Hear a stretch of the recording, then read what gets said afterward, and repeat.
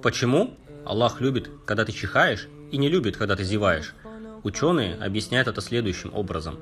Когда ты чихаешь, то Аллах выводит из твоего организма вредные микробы, прочищает дыхательные пути и дает организму активность и энергию.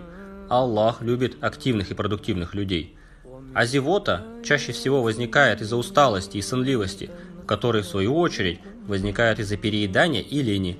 А Аллах не любит ленивых и непродуктивных людей, чрезмерствующих в еде.